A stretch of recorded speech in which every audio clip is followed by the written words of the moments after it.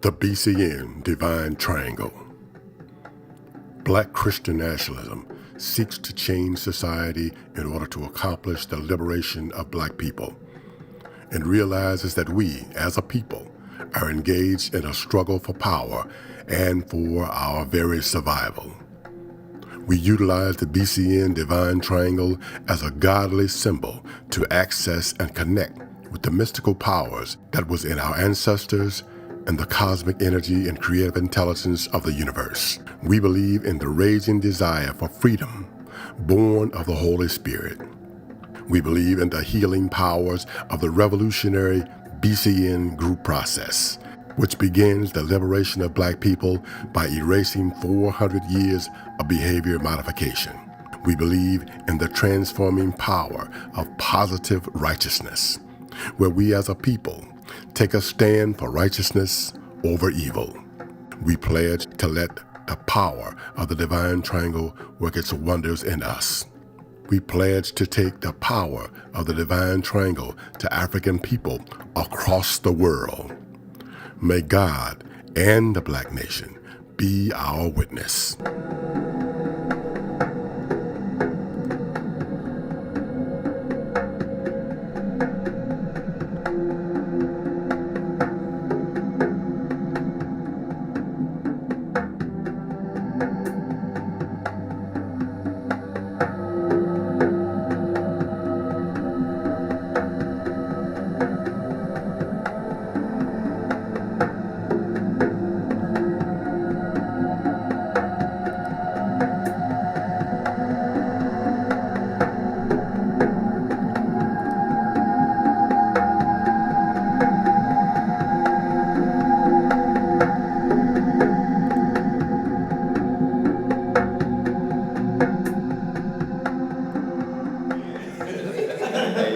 Oh man, it is good to be in the service of the Lord one more time. Every day. Amen. That's an excellent meditation, especially dealing with we're dealing with the Book of Jonah this morning. Mm-hmm. And Jonah was dealing with choices. That's right. Jonah was dealing with choices. Wow. Choices that we made. And one bad choice or one good choice, in the workshop that I deal with at work, when we teach our students, can change your entire life around. Right? And I take that personally because I've made some choices that had my life all jacked up. Just one bad choice, just one time. That's all it takes. And I was like, man, only by the grace of God that I'm here. In one piece, in my right mind, with the love of the Black nation. Amen. We go. Now, we'll start with the introduction. The Book of Jonah focuses on the call and the rejection of that call by Jonah. Although the setting of Jonah is during the time around the reign of King Jeroboam II, it is believed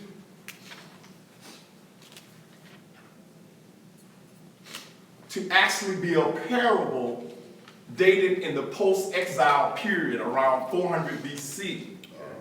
The reluctant Jonah attempts to escape responsibility for his call, but he finds there is no escape for the called and chosen.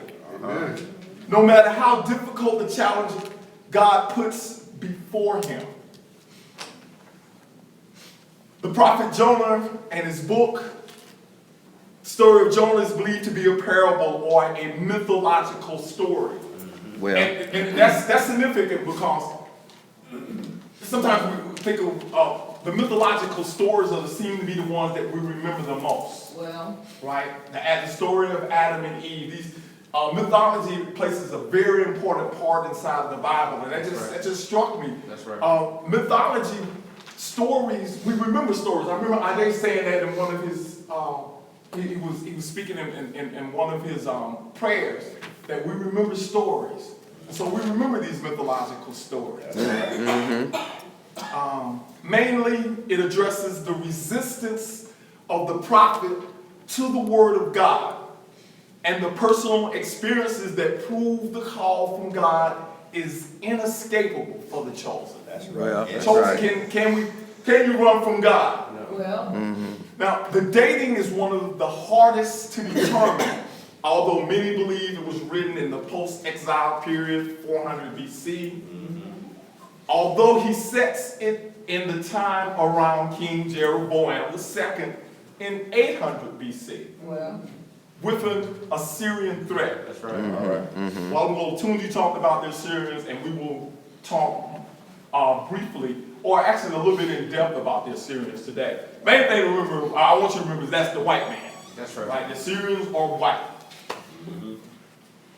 When the Hebrew prophet canon was compiled in 200 BC, the Book of Jonah was included among the latter prophets, which are also called the minor prophets. Now, the difference between the major and minor prophets is not the issue of how important was. You know, the minor does not denote that the minor prophets were less than the major prophets. Well. But it's talking about the length of the books. Well. Right. Jonah is a very short book. It's only 4 chapters. All right. The 12 prophets that the book carries the name from, which is Hosea through Malachi. During the last 100 years, however, both theologians and literacy critics have leaned increasingly toward the view that the work was originally intended as pure fiction, Fiction. All right. whether allegory, parable, or satire, with a strong religious message for the 4th century rebuilders of Jerusalem. Now we have the definitions there. An allegory is a story that can be interpreted to reveal a hidden meaning, typically a moral or political one. And satire, which is the use of humor, irony, exaggeration, or ridicule to expose and criticize people's stupidity or vices, particularly in the context of the contemporary politics and other topical issues. Now, many Bible scholars suggest that the book should be not taken literally. Should not take the Book of Jonah literally. When I was doing my research last night, I was always told by my mother and other people that it was a whale that swallowed Jonah. It was a whale, right? And so, you know, I'm picturing, actually, and I looked this up, I was picturing Disney, right? Because I grew up on Disney. Disney came on at 9 o'clock. You know, we only had 3 channels, young people. Only had 3 channels when I was coming up. So Disney came on at 9 o'clock. And in Disney, there was a story about Pinocchio. And, you know, they had the guy, and Pinocchio was inside of the wheel, and they had a candle inside of there. And this childhood memory is the trigger when I think about, or is associated with the Book of Jonah. break it down. Now, a historical Jonah is completely different. Jonah tells us in Jonah 1:1 that he is the son of Amittai. In 2 Kings 14:25, it reveals that Jonah lived in Gath-Hephner, a town in the tribal territory of Zebulun. All right. Well, You can find that in Joshua 19:13. It mentions he delivered prophetic messages during the reign of King Jeroboam II. well, Also, historically, and in Matthew 12:39 through 41, Jesus likens himself to the prophet Jonah. Right. Jesus likens himself. And so if you want to go to that, that's Matthew 12:39 through 41. well, Running from the call of God. Well. Running from the call of God. Of all the 16 Bible prophets with books named after them, Jonah is the only one who rebels against God. well, rebels against God. Order to deliver the doom message to Nineveh, Jonah sails off in the opposite direction. Now, Nineveh is the capital city of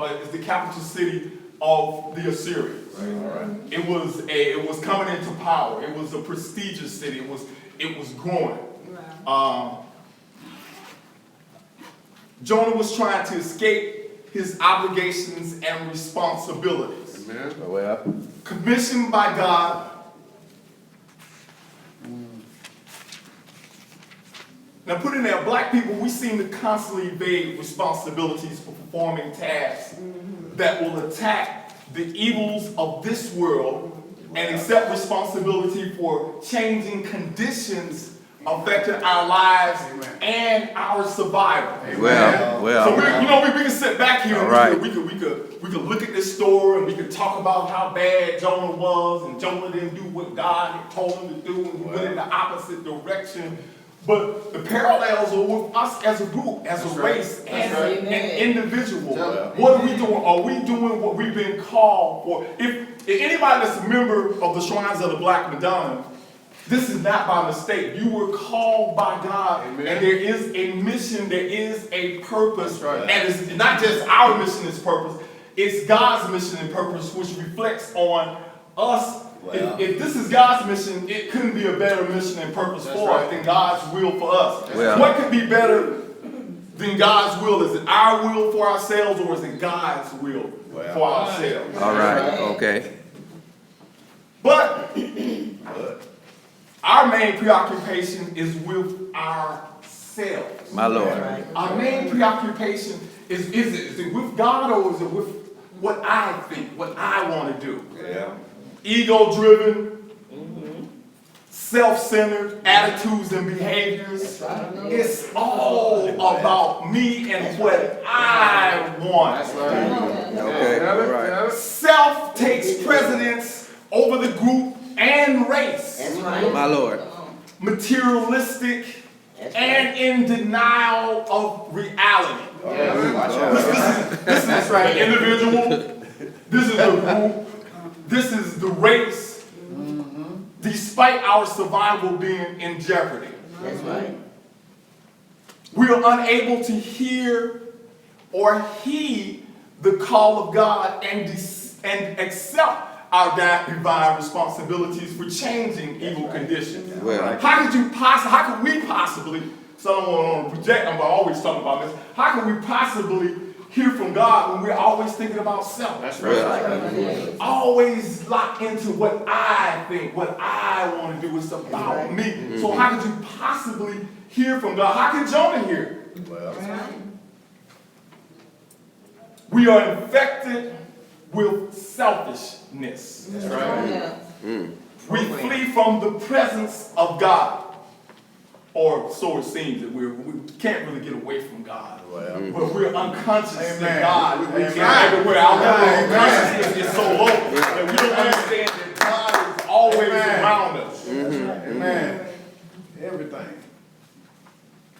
Individualism makes it impossible to recognize the fact that God is inescapable. Individualism. That's right.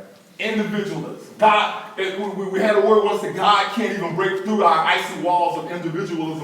We're so self-centered thinking about ourselves. When do we have time for God? God is an afterthought. That's right, man. My Lord. Amen. Amen. The whole earth is full of his glory, says Isaiah 6:3.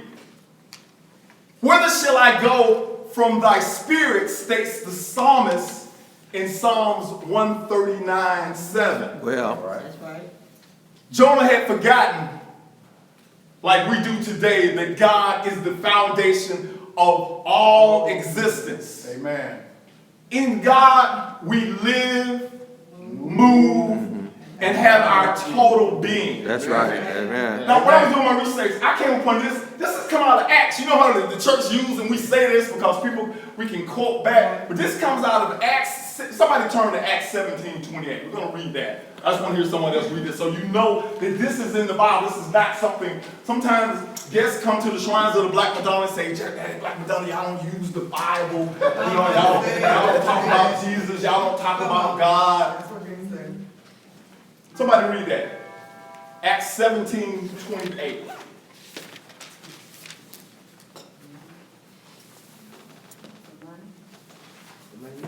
Yet, in fact, he is not far from any of us, since it is in him that we live and move and exist, as indeed some of your own writers have said.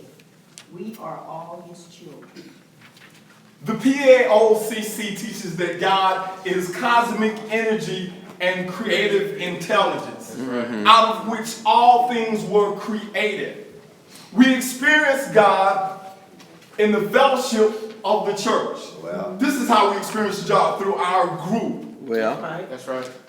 The church is the messianic community That's in right. which God is incarnate and through which God has chosen to work in the world. well, The icy walls of individualism must be open to receive the power of God. That's right. If you want to fully experience it and receive God, individualism we've got to mortify our individualism. Which basically say we got to mortify ourselves. well, Have to think more about the group, more about God, more about somebody else. that's right. More going in the world.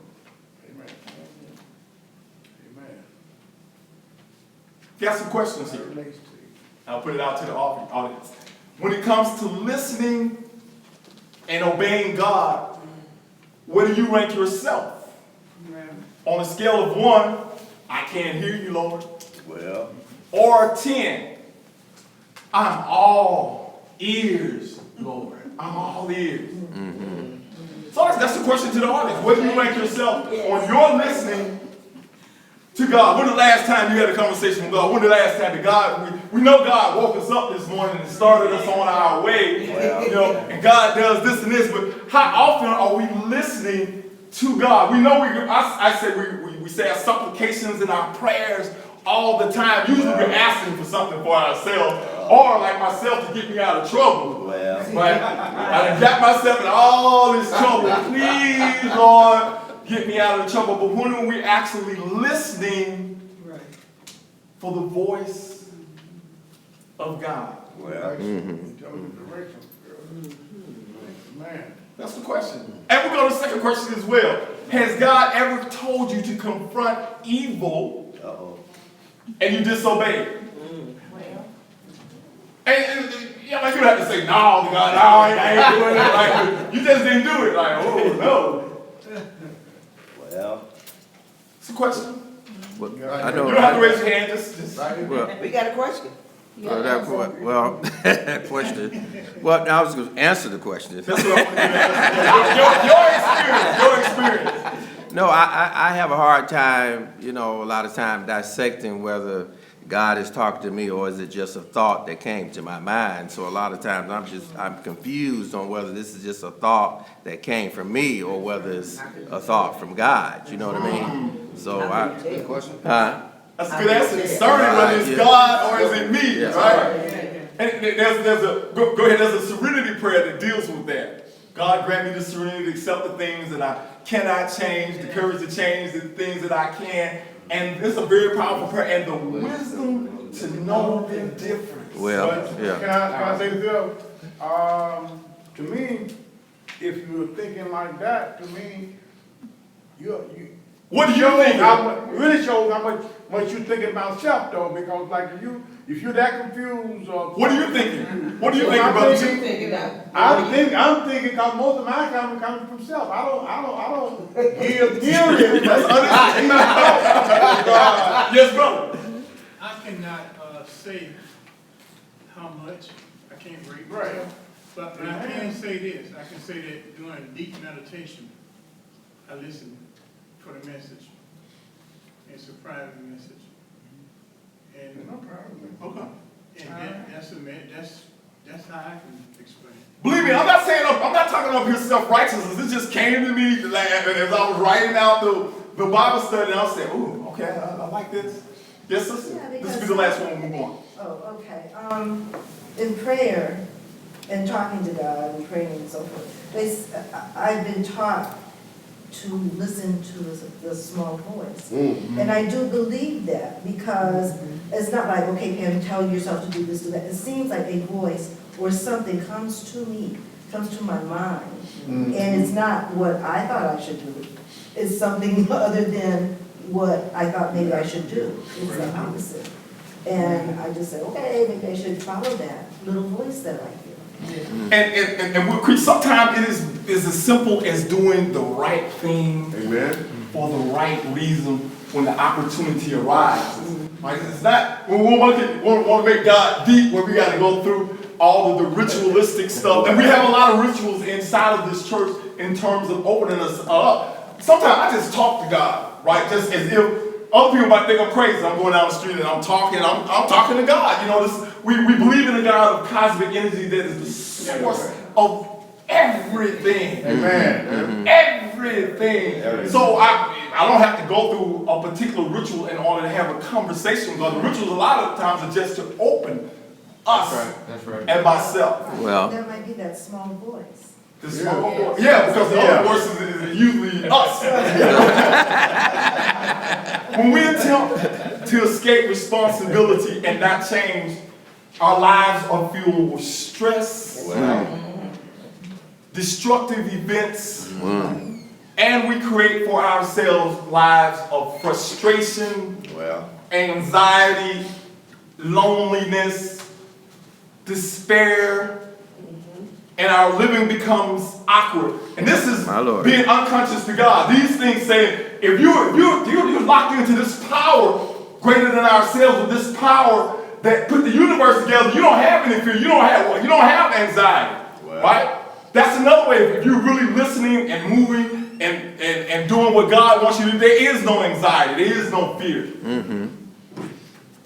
We fear not only responsibility, but our lives are filled with fears, especially in interpersonal relationships. That's right. In which we actually fear being close to others. well, Won't go to anybody to feel close. I can't get close to anybody that's around me. I'm isolated. I'm always by myself. Intimacy frightens us because we could feel unworthy and incapable of being loved. And not only just incapable of being loved, incapable of, if you don't feel love, it's hard for you to express love. that's right. Well, And we need to be aware of this in our interpersonal relationships inside of the church.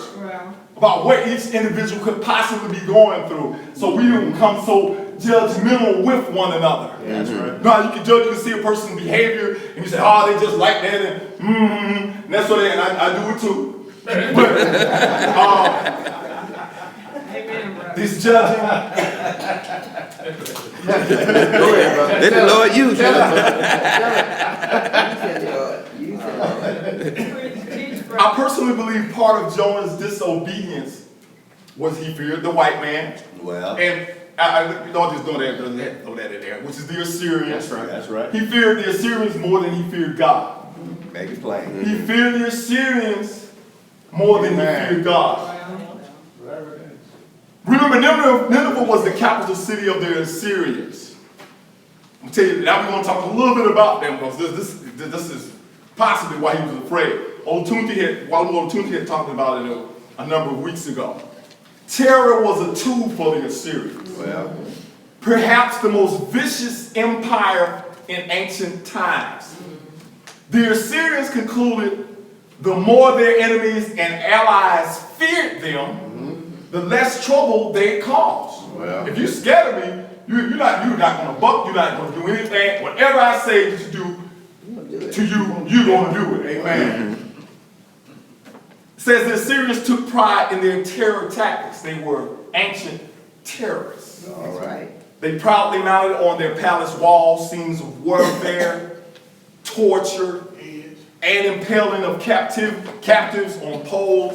Well, As the pole as big as a big fence post. They just impale them and put them on there. Listen to some of this, and I'm going to get away from this. They would swing babies put a baby with a rope on their ankles and pop their head against the wall. That's like putting a baby on a string, right? Just bust their head, pop their head wide open. Have mercy. They would dismember enemy soldiers while they were still alive, cut off arms, hands, noses, ears, extremities, and gouge out eyes. Some of them, they would cut up the bodies of the enemy soldiers and feed them to the dogs. Humiliate and torture the captured leaders.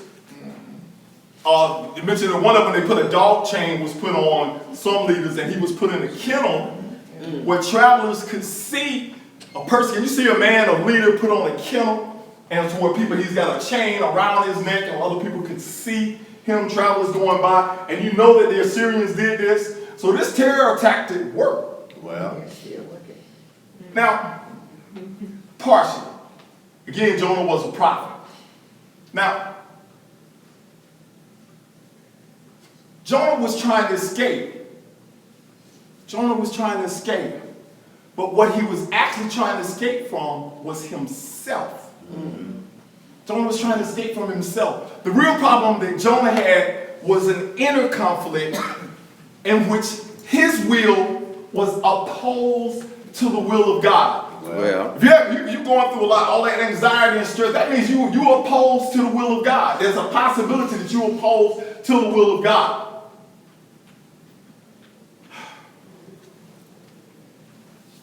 Jonah's will and God's will were entirely opposite. They were opposites.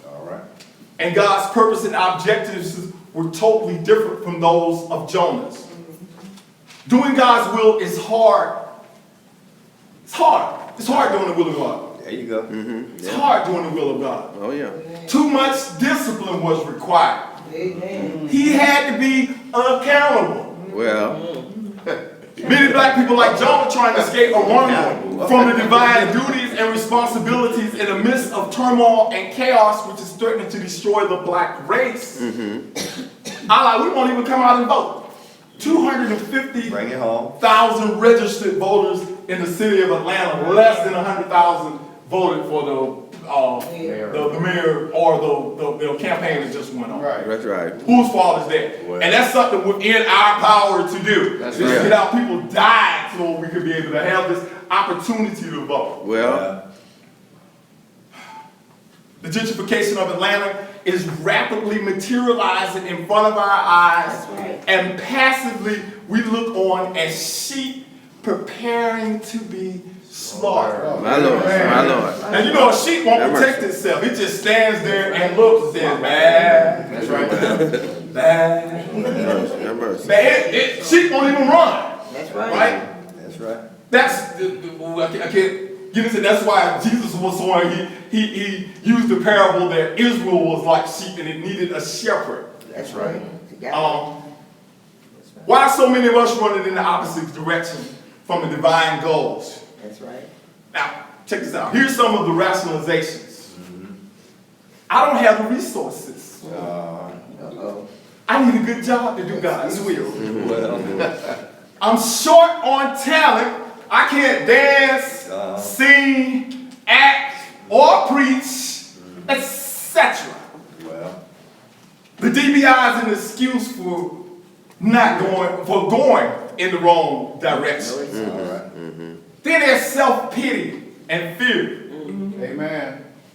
I'm afraid of being hurt. So I live a sort of half life. Going through the motions of living, but never fully alive. I'm afraid that people won't like me, so I isolate and withdraw. I have a negative self-image that comes from past physical, mental, and verbal abuse. So I run in the opposite directions. Personal problems is an excuse to run from the commands of God. I got bills to pay. I'm raising a family. My daughter's pregnant. My spouse is unfaithful. My son is smoking that reefer. My dog died. But when I get myself together, then I will serve the Lord. Well, yeah. Preach, brother. The inner turmoil and the difficulties in running will wear you out. That's right. All of this stuff, all this anxiety, all of this stuff inside of you, and it's not being released and it's not being dealt with, will wear you out. It's more dangerous and risky in not accepting God's will, which will be going to be carried out anyway. Well. Y'all say that God's will is going to be carried out anyway. God's will is going to be carried out anyway. That's right. So it'd be easy just to go along with whatever God wanted to do, okay? Okay, Lord. Yes, Lord. Yes, Lord. Jonah was so tired of running that he went into the hold of a ship and fell asleep. Right? All hell was breaking loose on this ship that was that God had called up a storm with Jonah. And he's in the bottom of the sailors are frightened, their lives are at stake, their survival is at stake, and Jonah's down there sleeping. He's sound asleep in the hold of the ship. In the midst of destructive forces all around, all the things that are going on in this country, black people are fast asleep. Well, Or at least we seem like we're asleep. If we're not asleep, we sleepwalking. Right? We definitely not acting on the problems that we have. So we're not asleep. We're not sound asleep. We are sleepwalking. We're acting like maybe God is going to take care of things. Jesus is going to work it out. right. Down the party. Second question. Describe what makes the Book of Jonah stand out from the viewpoint of other prophets that we've talked about. The second question is, describe a time when you avoided, this is even better than the second one. Because the first one we talked about, we even scratched that one, but we don't want to talk about Jonah, we want to talk about ourselves. Describe a time when you avoided an important responsibility given by the nation. Describe what your feelings were relative to carrying it out. Did you operate out of fear by not carrying it out? Did you operate out of individual? I just didn't want to do it. I'm too tired. I'm mad at somebody. Right? Anybody? Are we going to move on?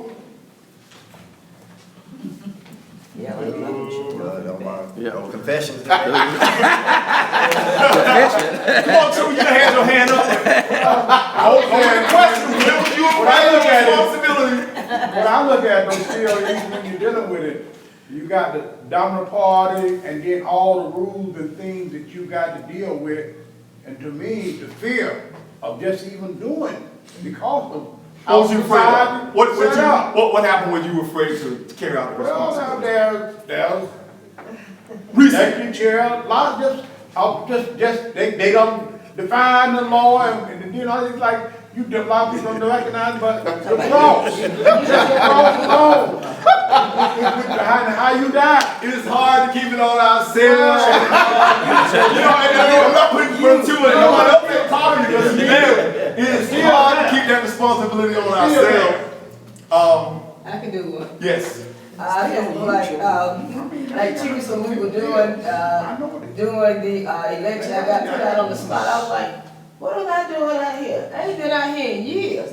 What am I doing out here? Then I looked and seen like all these people there, and I said, oh Lord, I'm in the lion's den. Then the God started talking to me in that voice and said, you can do this, O'Connor. Don't worry about all those other people. You can do this, you can do this. And Thursday I said, I'm going to get Colada. So took me out here in the lion's den. But I overpowered because I listened to God. He said, you can do it. Go stand over there. You here for a reason. You here for the black slave. You got the power. You can do it. And I went over there and I took control and I did what I had to do. Amen. Anybody else? One more. I'll do one. Come on, Tia. Family. That's right. I was asked to be an assistant group leader. I was reluctant at first. I was asked. I had a clear blue sky when Bishop went and asked me. But when he said who I would be working with, I said, that's a hard-working brother. I know I'm a hard worker, I'm gonna do me, so I listen to God, and that's what I've been doing ever since. That's right.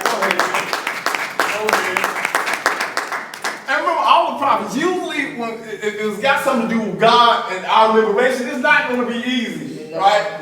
It's easy, you know, I ain't seen God, not at least not in the testimony in the Bible, where he's given too many easy assignments, right? Yeah, that's right. Moses didn't get an easy assignment. Joseph didn't do nothing, and he caught all type of hate, right? Joshua had to conquer the promised land.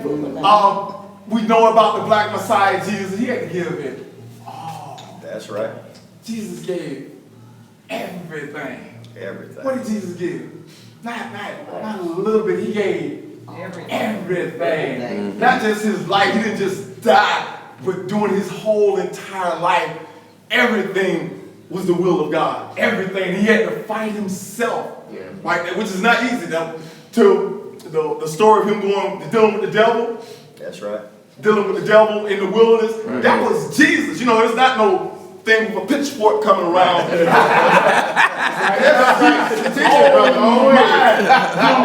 You've been blessed with all this power, right? All this energy. You know where you come from, so you can have wealth, prestige, anything you want. You can have all the women's, everything that the world has. That's everything that the world, we black men, just those black men.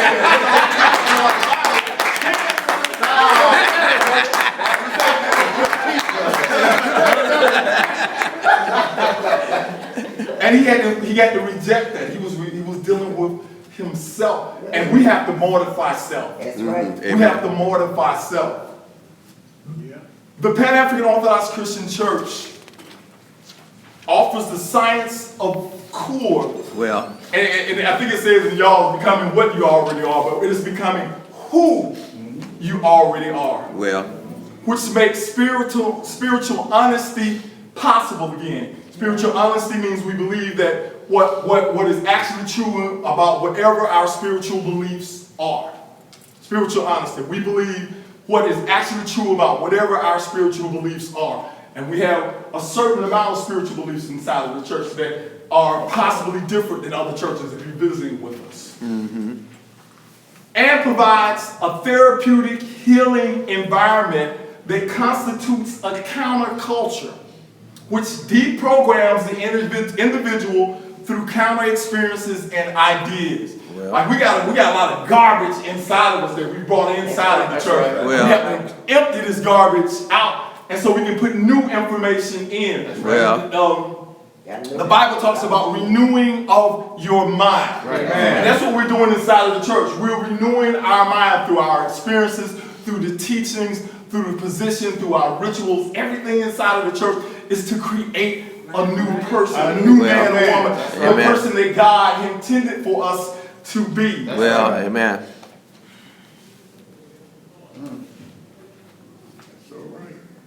Our experience and ideas are opposed to the narrative experience and ideas of the slave culture. That's right. Wow. Directly, slave culture, shrines of the Black Madonna are two different things. We believe in communalism, not individualism. There are many rules, but I just don't have time to go over all of them today. But keep coming back. As long as you stay here, if you're a new member, keep coming back. Some of the things that we're talking about now, you might not completely understand, but when you keep coming back, you will get an understanding and experience from other members. Don't be afraid to ask questions. Don't be afraid to get involved. There's an autonomy. You are just as important as the person that's been here for 30 or 40 years.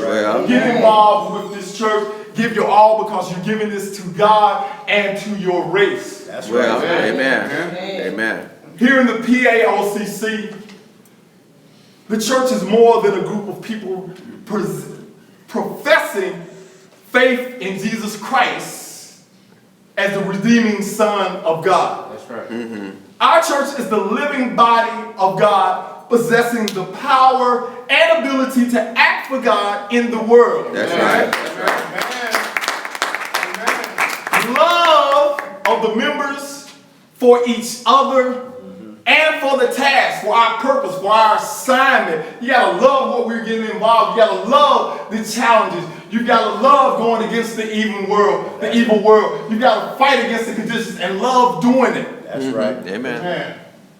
And for the task of revolutionary transformation, which changes a group of individuals into a messianic community with power. Amen. A messianic community with power. We have the ability to save people. Well, I would say, I don't know about y'all, I would say my life was wrecked before I got here. And so we could have many testimonies of where people's lives were going in opposite directions, from drugs, from just having no life at all, from not being a part of a group, from being isolated from the rest of the world, from not knowing your history, from not all of this. Amen. The church saved and brought us through this. well, amen.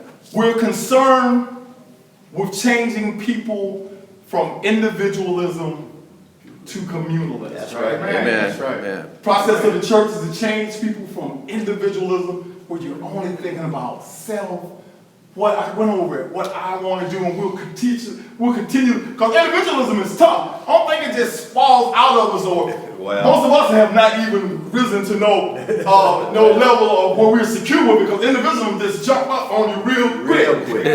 My way, no, I don't care, I'm going to do it how I want to do it, bump that. That's right. Well, To communalism. Which is when you're communal, even when you don't want to be, doing the right thing for the right reason. When it hurts. Amen. When you don't get anything out of it. But you do get something out of it. You do get something out of it. You're doing the will of God. You don't think there's good things that come back. You might not see them immediately. It's not an immediate gratification working for God, but it's there. Amen.